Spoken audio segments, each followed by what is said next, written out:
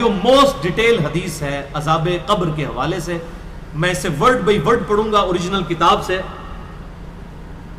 سنن ابی داؤد میں 4753 ہے، مسند امام احمد میں جلد 4 صفحہ 287 پر 18557 ہے، اور المستدرک للحاکم میں 107 نمبر حدیث ہے، مشکات میں 1630 نمبر ہے۔ اچھا، یہ ابو داؤد کی جو اس کی روایت ہے اور مسند احمد کی، اس میں آمش مدلس ہے اور ان سے روایت کر رہا ہے، لیکن جو المستدرک للحاکم کی روایت ہے اس میں امام آمش نے اپنی سماع کی تصریح کی ہے، اور انہوں نے کہا کہ میں نے حدیث سنی ہے، ان سے روایت نہیں کی بلکہ انہوں نے حدثنا سے کی ہے۔ المستدرک للحاکم 107 نمبر حدیث، میں وہ پڑھنے لگا ہوں ورڈ بائی ورڈ، تاکہ اس کا سوز و گداز جو ہے وہ قائم رہے۔ برا بن عازب رضی اللہ تعالیٰ عنہ بیان کرتے ہیں کہ ہم رسول اللہ صلی اللہ علیہ وسلم کی مائیت میں ایک انصاری شخص کے جنازے میں شریک ہوئے۔ ہم قبر تک پہنچ گئے، ابھی اس کی لحد تیار نہیں ہوئی تھی کہ رسول اللہ صلی اللہ علیہ وسلم ہمارے پاس بیٹھ گئے، ہم بھی آپ صلی اللہ علیہ وسلم کے گرد بیٹھ گئے، اس حال میں گویا ہمارے سروں پر پرندے ہیں، یعنی فل اٹینٹو ہو کر آپ صلی اللہ علیہ وسلم کے ساتھ ہم بیٹھ گئے۔ آپ کے مبارک ہاتھوں میں ایک لکڑی تھی جس سے آپ زمین کو رید رہے تھے۔ آپ صلی اللہ علیہ وسلم نے سر مبارک اوپر اٹھایا اور فرمایا عذاب قبر سے اللہ کی پناہ طلب کیا کرو۔ آپ نے 3 بار یہ بات ارشاد فرمائی۔ پھر آپ صلی اللہ علیہ وسلم نے ارشاد فرمایا، بندہ مومن جب دنیا سے رابطہ توڑ کر آخرت کی طرف متوجہ ہوتا ہے، یعنی جب اس کی موت کا وقت آتا ہے، تو سورج کی طرح چمکتے دمکتے سفید چہروں والے فرشتے جنتی خوشبودار جنتی کفن لے کر اس کے پاس آتے ہیں، حتیٰ کہ وہ حد نظر تک اس کے سامنے بیٹھ جاتے ہیں۔ پھر ملک الموت تشریف لاتے ہیں، حتیٰ کہ وہ اس کے سر کے پاس بیٹھ جاتے ہیں۔ اچھا، قرآن میں بھی ملک الموت کا نام آیا ہے، سورہ سجدہ کے اندر، احادیث کے اندر بھی، البتہ تورات میں اس کا نام اسرائیل بھی آیا ہے، اور ہمارے اہل سنت کے جو اولین مفسرین ہیں، امام طبری رحمہ اللہ المتوفی 310 ہجری، انہوں نے بھی یہ ورڈ استعمال کیا ہے، لہٰذا موت کے فرشتے کو اسرائیل کہنا بھی جائز ہے ہمارے سلف کے ہاں، کیونکہ آج کل بعض لوگ کہتے ہیں اسرائیل نہیں، ملک الموت ہی کہنا چاہیے، اسرائیل کا لفظ بھی ثابت ہے۔ پھر ملک الموت تشریف لاتے ہیں، حتیٰ کہ وہ اس کے سر کے پاس بیٹھ کر کہتے ہیں، پاکیزہ روح اللہ کی مغفرت اور اس کی رضامندی کی طرف چل۔ وہ روح ایسے نکلتی ہے جیسے مشکیزے سے پانی کا قطرہ، بالکل غیر محسوس طریقے سے اس کی روح نکال لی جاتی ہے۔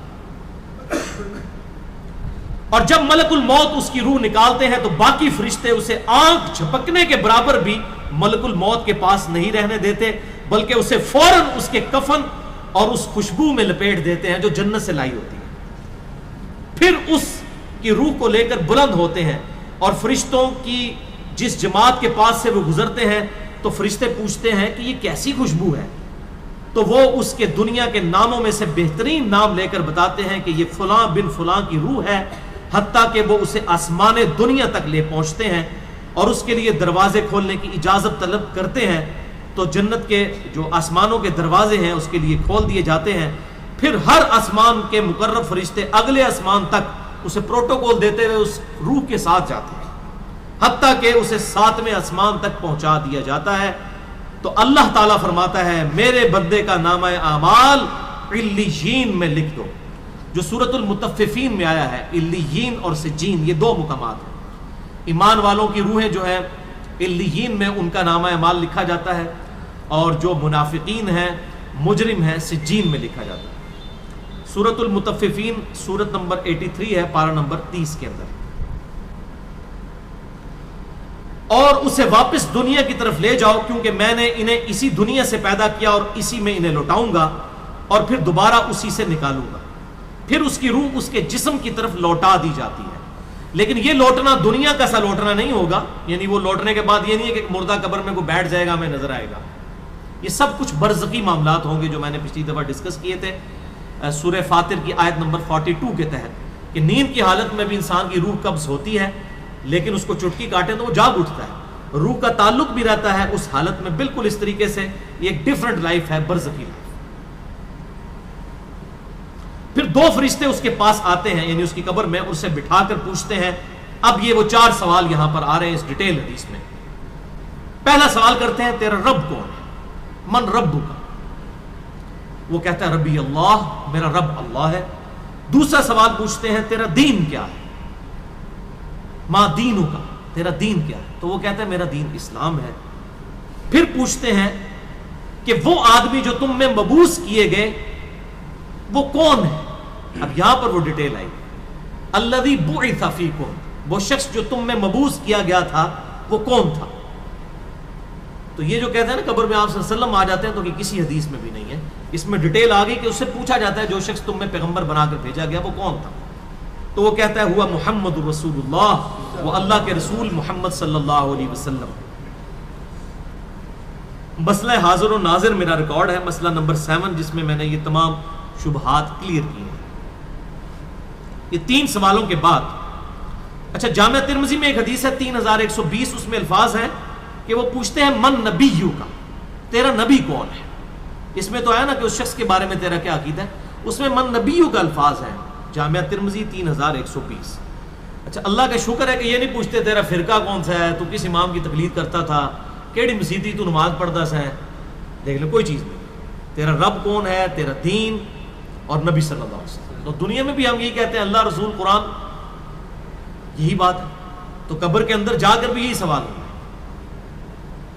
اب وہ جب 3 سوالوں کے جواب دیتا ہے تو فرشتے چوتھا سوال اس سے پوچھتے ہیں، جو میں نے قبر کا چوتھا سوال، مسئلہ نمبر 78، تمہیں کیسے پتا چلا، ان 3 سوالوں کے جواب تمہیں کیسے آئے؟ وہ کہتا ہے میں نے اللہ کی کتاب پڑھی تھی، میں اس کتاب پر ایمان لایا اور میں نے اس کے حق ہونے کی تصدیق کی. اللہ کی کتاب پڑھی ہوگی تو تصدیق کرے گا نا. اگر سنا کے سنی ہوگا تو کیا تصدیق کرے گا؟ ہاں پڑھا کے سنی ہوگا تو تصدیق کر دے گا. پھر آسمان سے آواز آتی ہے میرے بندے نے سچ کہا، اس کے لیے جنتی بچھونا بچھا دو، اسے جنتی لباس پہنا دو اور اس کے لیے جنت کی طرف دروازہ کھول دو. قبر کے اندر ہی جنت کی طرف دروازہ کھول دو. یعنی آپ سمجھ لیں جس طرح یہ اب ٹچ سکرین موبائل رکھ کے اور جناب لیپ ٹاپ رکھ کے سامنے لوگ بیٹھے ہوتے ہیں نا، تو ایک دوسری دنیا میں چلے جاتے ہیں. تو جنت کا فزیکلی دروازہ کھول دیا جائے گا، اس کو جنت کی ہوائیں بھی، خوشبو بھی آئے گی اور انتظار وہ کرے گا. وہاں اسے ہوا کے جھونکے اور خوشبو بھی آتی ہوگی اور حد نظر تک اس کی قبر کو کشادہ کر دیا جائے گا. خوبصورت چہرے، خوبصورت لباس اور بہترین خوشبو والا ایک شخص اس کے پاس قبر میں آئے گا اور کہے گا اس چیز سے خوش ہو جا جو چیز تجھے خوش کر دے، یہ وہ دن ہے جس کا تجھ سے وعدہ کیا جاتا تھا. وہ شخص پوچھے گا کہ اے شخص تو کون ہے، تیرا چہرہ بھلائی لانے والا چہرہ ہے. وہ جواب دے گا میں تیرا عمل صالح ہوں. یعنی نیک عمال ایک خوبصورت انسان کی شکل میں اس کی قبر میں آ جائے گا. تو پھر وہ شخص کہے گا اے اللہ، اے میرے رب، جلدی کر، فوراً قیامت قائم فرما دے حتیٰ کہ میں اپنے اہل و عیال کی طرف چلا جاؤں. یعنی مومن کہے گا اللہ جلدی جلدی قیامت آئے، مجھے تو اینڈ رزلٹ نظر آ رہا ہے، مجھ سے انتظار نہیں ہوتا، فوراً قیامت آ جائے. ابھی سائملٹینیس کنٹراسٹ آنے والا ہے اس کا. جب کافر اور مجرم شخص دنیا سے جاتا ہے تو آپ صلی اللہ علیہ وسلم نے فرمایا سیاہ چہروں والے فرشتے بالوں سے بنا ہوا ایک کمبل لے کر آسمان سے نازل ہوتے ہیں اور حد نظر فاصلے تک اس کے سامنے بیٹھ جاتے ہیں. پھر ملک الموت، موت کا فرشتہ آتا ہے حتیٰ کہ اس کے سر کے پاس بیٹھ جاتا ہے اور کہتا ہے خبیث روح اللہ کی ناراضگی کی طرف چل. وہ روح اس کے جسم میں پھیل جاتی ہے تو وہ ملک الموت اس طرح اسے کھینچتا ہے جیسے لوہے کی سلاخ کو گیلے اون میں سے کھینچا جاتا ہے، چھس کر کے. گرم سلاخ جو ہے وہ اونی کپڑے کے اندر، گیلے کے اندر ڈال کے یوں کھینچی جائے نا تو اس طرح اس کے پورے جسم سے اس کی روح نکالی جاتی ہے. بولے اعوذ باللہ تعالی. پھر ملک الموت سے باقی فرشتے اس کی روح کو لے کر پلک جھپکنے کے برابر بھی وہاں نہیں رہنے دیتے حتیٰ کہ وہ اسے بالوں سے بنے ہوئے کمبل میں لپیٹ لیتے ہیں اور اس سے زمین کے مردار سے نکلنے والی انتہائی بری بدبو نکلتی ہے. وہ اسے لے کر اوپر چڑھتے ہیں تو وہ فرشتوں کی جس جماعت کے پاس سے گزرتے ہیں تو فرشتوں کی جماعتیں کہتی ہیں کیسی خبیث روح ہے. وہ کہتے ہیں یہ فلاں بن فلاں کی روح ہے اور وہ اس کی دنیا کا انتہائی کبھی نام لے کر بتاتے ہیں حتیٰ کہ اسے آسمانی دنیا تک لے جایا جاتا ہے. اس کے لیے دروازے کھولنے کے لیے درخواست کی جاتی ہے تو آسمان کے دروازے اس کے لیے نہیں کھولے جاتے. پھر رسول اللہ صلی اللہ علیہ وسلم نے سورۃ الاعراف کی آیت پڑھی کہ ان کے لیے آسمانوں کے دروازے نہیں کھولے جائیں گے, وہ جنت میں داخل بھی نہیں ہوں گے حتیٰ کہ اونٹ سوئی کے سوراخ سے گزر جائیں. یہ سورۃ الاعراف کی آیت آپ صلی اللہ علیہ وسلم نے پڑھی. پھر آپ صلی اللہ علیہ وسلم نے فرمایا کہ اللہ تعالیٰ فرماتا ہے اس کی کتاب کو سب سے نچلی زمین میں سجین میں لکھ دو, پھر اس کی روح کو شدت کے ساتھ پٹ کھا جاتا ہے. پھر آپ صلی اللہ علیہ وسلم نے یہ آیت تلاوت فرمائی سورہ الحج کی, جو شخص اللہ کے ساتھ شرک کرتا ہے گویا وہ آسمان سے گر پڑا تو اب پرندے اسے اچک کر لے جائیں یا کسی دور جگہ پر پھینک دیں. پھر اس کی روح اس کے جسم میں لوٹا دی جاتی ہے اور 2 فرشتے اس کے پاس آ کر اس سے پوچھتے ہیں تیرا رب کون ہے. اب اس سے بھی سوال ہوتا ہے. وہ حیرت زدہ ہو کر کہتا ہے ہائے افسوس ہائے افسوس, میں نہیں جانتا میں نہیں جانتا. پھر پوچھتے ہیں تیرا دین کیا ہے, وہ پھر حیرت زدہ ہو کر کہتا ہے ہائے افسوس میں نہیں جانتا میں نہیں جانتا. پھر اس سے پوچھتے ہیں کہ جو شخص تم میں مبعوث کیے گئے وہ کون تھے, تو وہ کہتا ہے ہائے افسوس میں نہیں جانتا میں نہیں جانتا. پھر آسمان سے آواز آتی ہے اس نے جھوٹ بولا, اس کے لیے جہنم کا بچھونا بچھا دو. اور بخاری میں الفاظ ہیں 1374. اس کے جواب میں فرشتے پھر اس سے چوتھا سوال کیا کرتے ہیں, لا دریتا ولا تلیتا, اور تو نے خود پڑھ کر سمجھنے کی کوشش کیوں نہیں کی, یا جو لوگ سمجھے ہوئے لوگ تھے کتاب و سنت کے منہج پر چلنے والے لوگ تھے ان کے ساتھ تو کیوں نہیں چلا. اللہ تعالیٰ فرماتا ہے اس کے لیے جہنمی بچھونا بچھا دو, جہنم کی طرف ایک دروازہ کھول دو, وہاں سے گرمی اور گرم ہوا اس کی قبر میں آتی رہے گی. اس کی قبر کو اس قدر تنگ کر دیا جائے گا کہ اس کی پسلیاں ایک دوسرے کے اندر داخل ہو جائیں گی, اور ایک قبیح چہرے والا شخص قبیح لباس میں انتہائی بدبودار حالت میں اس کے پاس آئے گا اور اسے کہے گا تمہیں ایسی چیزوں کی بشارت ہو جو تمہیں غمزدہ کر دیں, یہ تیرا وہ دن ہے جس کا تجھ سے وعدہ تھا. وہ پوچھے گا تو کون ہے, تیرے چہرے سے تو خیر کی توقع نظر نہیں آتی. وہ جواب دے گا میں تیرا خبیث عمل ہوں جو تو دنیا میں کیا کرتا تھا. بات عمل کے ساتھ ہی ہے, صرف کلمہ پڑھنا کافی نہیں ہے, عمل. پھر وہ کہتا ہے میرے رب قیامت قائم نہ کرنا, اے میرے رب قیامت قائم نہ کرنا. مومن کیا کہتا ہے قیامت قائم کر رہے اللہ. اب یہ وہ حدیث ہے وہ جس اس آیت کو حل کرتی ہے جو پچھلی دفعہ ایک بھائی نے سوال بھی کیا تھا. سورہ یاسین کی آیت نمبر ہے 52.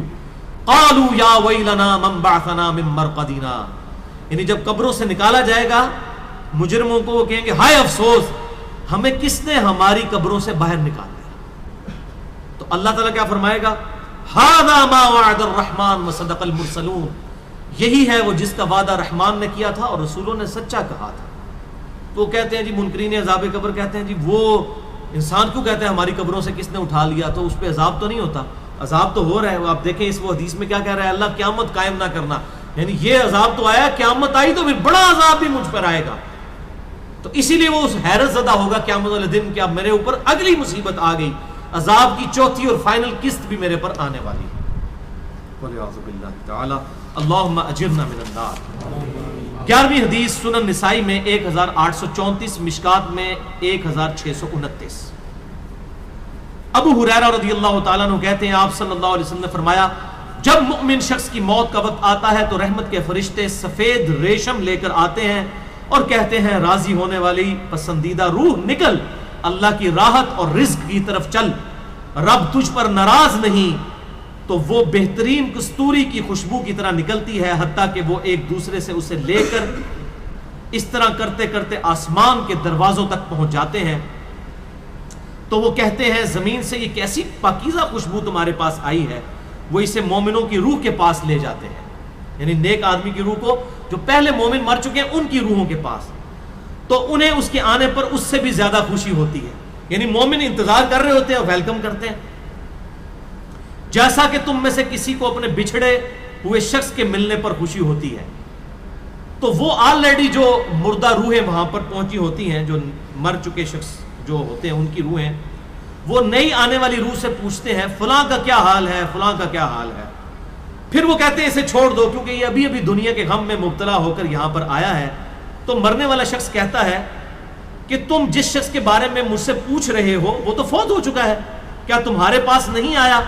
وہ کہتے ہیں اسے تو اس کے ٹھکانے ہاویہ یعنی جہنم میں پہنچا دیا گیا ہے, اور جب کافر شخص کی موت کا وقت آتا ہے تو عذاب کے فرشتے بالوں کا لباس لے کر اس کے پاس آتے ہیں اور اسے کہتے ہیں ناراض ہونے والی ناپسندیدہ روح نکل، اللہ کے عذاب کی طرف چل۔ وہ مردار کی انتہائی بدبو کی صورت میں نکلتی ہے، حتیٰ کہ وہ اسے زمین کے دروازے کے پاس لے آتے ہیں تو وہ کہتے ہیں یہ کتنی بدبودار ہے، حتیٰ کہ اسے کافروں کی روح کے پاس ملا دیا جاتا ہے۔ اب دیکھیں کہ وہ مومن پوچھ رہے ہوتے ہیں، اب میں اس کو ٹرانسلیٹ کر رہا ہوں، برا نہیں منانا۔ وہ مومن کہتے ہیں کہ فلاں شخص کا کیا حال ہے، فلاں بزرگ، فلاں مولوی صاحب، فلاں حضرت صاحب کدھر ہے؟ وہ کہتے ہیں وہ تو جناب کدوں نہ مار بیٹھے تو آڈے کول نہیں پہنچے، اور پھر فرشتے کہتے ہیں جناب ایتھے نہیں آئے جو دوزخ ہی تھے، یہ دیکھ لیں۔ یعنی وہ اسی لیے پوچھ رہے ہوتے ہیں کہ تو چل ہم تک پہنچ گیا، فلاں بھی ایک دنیا میں بڑا کوئی مشہور نیک آدمی تھا، وہ کدھر گیا؟ تبھی تو وہ ایکسپیکٹ کر رہے ہوتے ہیں نا اس کو کہ اس کو بھی یہاں پہ آنا چاہیے، تو ان کو بتایا جاتا ہے کہ بھئی وہ یہاں پر نہیں، وہ کہیں اور پر ہے۔ بولے اعوذ باللہ۔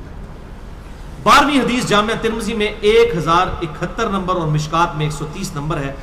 سیدنا ابو ہریرہ کہتے ہیں نبی صلی اللہ علیہ وسلم نے فرمایا جب میت کو دفن کیا جاتا ہے تو 2 سیاہ فام نیلی آنکھوں والے فرشتے اس کے پاس آتے ہیں، ان میں سے ایک کو منکر اور دوسرے کو نکیر کہا جاتا ہے۔ سیاہ فام نیلی آنکھوں والے خطرناک شکل کے فرشتے منکر اور نکیر۔ پس وہ کہتے ہیں تم اس شخص کے بارے میں کیا کہا کرتے تھے، یعنی نبی صلی اللہ علیہ وسلم کے بارے میں سوال ہوتا ہے تو وہ کہتا ہے وہ اللہ کے بندے اور اس کے رسول ہیں، میں گواہی دیتا ہوں کہ اللہ کے سوا کوئی معبود نہیں اور محمد صلی اللہ علیہ وسلم اس کے بندے اور رسول ہیں۔ وہ دونوں فرشتے کہتے ہیں ہمیں پتا تھا تم یہی جواب دو گے۔ پھر اس کی قبر کو لمبائی اور چوڑائی میں 70 ہاتھ کشادہ کر دیا جاتا ہے۔ یہ 70 کہتے ہیں کثرت، حد نظر تک کشادہ کر دیا جاتا ہے۔ پھر اس کے لیے اس میں روشنی کر دی جاتی ہے، پھر اسے کہا جاتا ہے سو جا۔ وہ کہتا ہے میں اپنے گھر والوں کے پاس واپس جانا چاہتا ہوں تاکہ انہیں بتاؤں کہ میں کامیاب ہو گیا ہوں، لیکن وہ کہتے ہیں کہ تو دلہن کی طرح سو جا جسے اس کے گھر کا عزیز ترین فرد ہی آ کر بیدار کرتا ہے، حتیٰ کہ اللہ تعالیٰ اسے اس کی خوابگاہ سے قیامت والے دن بیدار کرے گا۔ یعنی اسے لٹا دیا جائے گا، پھر اس پہ وہ کیفیت وہ جنت والی طاری رہے گی، پھر الٹیمیٹلی اللہ تعالیٰ اسے دوبارہ سے زندہ کرے گا۔ اور اگر وہ منافق ہوا تو وہ کہے گا میں نے لوگوں کو ایک بات کہتے ہوئے سنا تو میں بھی ویسے ہی کہا کرتا تھا، یعنی مجھے نہیں پتا، اللہ کی وہ گواہی نہیں دے سکے گا، رسول اللہ صلی اللہ علیہ وسلم کا اقرار نہیں کر سکے گا، میں کچھ نہیں جانتا۔ وہ فرشتے کہیں گے ہمیں پتا تھا تم یہی کہو گے، پس زمین سے کہا جاتا ہے اس پر تنگ ہو جا، وہ اس پر تنگ ہو جاتی ہے حتیٰ کہ اس کی ہڈیاں اور پسلیاں ایک طرف کی دوسری طرف آ جاتی ہیں، یوں بولے اعوذ باللہ تعالی، اور اسے مسلسل عذاب ہوتا رہے گا حتیٰ کہ اللہ اسے خوابگاہ سے دوبارہ زندہ کرے گا، یعنی قیامت تک اس پر وہ اس حالت میں عذاب رہے گا، ہمیں نظر نہیں آئے گا۔ جیسے سویا ہوا شخص ایک ڈراؤنا خواب دیکھتا ہے وہ تکلیف محسوس کرتا ہے، پاس کھڑا شخص نہیں محسوس کر سکتا۔ اور سنن دارمی میں ایک حدیث ہے صحیح سند کے ساتھ، مشکات میں 134 نمبر ہے کہ آپ صلی اللہ علیہ وسلم نے فرمایا 99 اژدہے اس پر، 99 جو ہے خطرناک ڈینجرس قسم کے سانپ اس پر مسلط کر دیے جاتے ہیں جو قیامت تک اسے ڈستے رہتے ہیں، اور وہ اتنے خطرناک اژدہے ہیں آپ صلی اللہ علیہ وسلم نے فرمایا کہ اگر ان میں سے کوئی ایک بھی دنیا پر اپنی پھنکار پھینک دے تو دنیا کی زمین کا بھی سبزہ نہ ہوگا، ایسا زہر ہے ان کے اندر۔ قل اعوذ باللہ تعالی اللہم اجرنا من النار، اللہم اجرنا من النار۔ یہ بھائیو عذاب قبر کیمرے سے نہیں دیکھا جا سکتا، یہ اللہ تعالیٰ نے پردہ رکھا۔ 13ویں حدیث جامعہ ترمذی میں 2308، سنن ابن ماجہ میں 4267، مشکات میں 132۔ سیدنا عثمان غنی رضی اللہ تعالیٰ عنہ جب بھی کسی قبر کے پاس سے گزرتے تو اتنا روتے کہ ان کی داڑھی تر ہو جایا کرتی۔ ساتھیوں نے پوچھا حضرت جب دوزخ کا ذکر کرتے ہیں اس وقت تو آپ کی آنکھوں میں آنسو نہیں آتے، لیکن قبرستان آ کر آپ پر ایسی حالت کیوں طاری ہو جاتی ہے؟ تو سیدنا عثمان نے فرمایا کہ میں نے اپنے محبوب صلی اللہ علیہ وسلم سے سنا کہ بے شک قبر آخرت کی منزلوں میں سے پہلی منزل ہے، جو اس میں بچ گیا اگلی منزلیں اس کے لیے آسان ہوتی چلی جائیں گی، اور جسے یہاں پر مشکل درپیش ہوئی اس کی اگلی منزلیں اس سے بھی مشکل در مشکل ہوتی چلی جائیں گی۔ پھر آپ صلی اللہ علیہ وسلم نے فرمایا میں نے قبر سے زیادہ سخت اور برا منظر کبھی نہیں دیکھا۔ تو یہ حضرت عثمان غنی رضی اللہ تعالیٰ عنہ کی وہاں پر یہ حالت ہوتی تھی، اور اس میں کیا الفاظ ہے؟ قبر آخرت کی منزلوں میں سے پہلی منزل ہے۔ لہذا یہ پرفیکٹ دعا ہے، اللہم ربنا آتینا فی الدنیا حسنہ وفی الآخرۃ حسنہ وقنا عذاب النار۔ یہ مولویوں نے جو اپنے بیچ میں جو ہے وہ انجینئرنگ کرنے کی کوشش کی ہے، وقنا عذاب القبری، وقنا عذاب الحشری، یہ جو بدعت داخل کی ہے، اس کی ضرورت ہی نہیں ہے، کیونکہ عذاب قبر بھی اس میں داخل ہے۔ اس میں الفاظ آپ نے دیکھ لیے کیا ہے، قبر آخرت کی منزلوں میں سے پہلی منزل ہے، تو وقنا عذاب القبری وقنا عذاب الحشری کہنے کی ضرورت ہی نہیں ہے۔ ربنا آتینا فی الدنیا حسنہ وفی الآخرۃ حسنۃ وقنا عذاب النار۔ تو اس سے یہ بھی بات پتہ چل گئی کہ قبرستان جانے کا مقصد ہے آخرت کی یاد، جو صحیح مسلم میں حدیث ہے 2259 کہ قبروں پہ جایا کرو تاکہ آخرت کی یاد آئے۔ تو سیدنا عثمان بھی دیکھیں قبرستان جا کر وہاں پر آخرت کی یاد کے لیے جایا کرتے تھے، اور یہ حقیقت بات ہے، قبرستان جانے سے ہی انسان کا قبلہ درست ہوتا ہے۔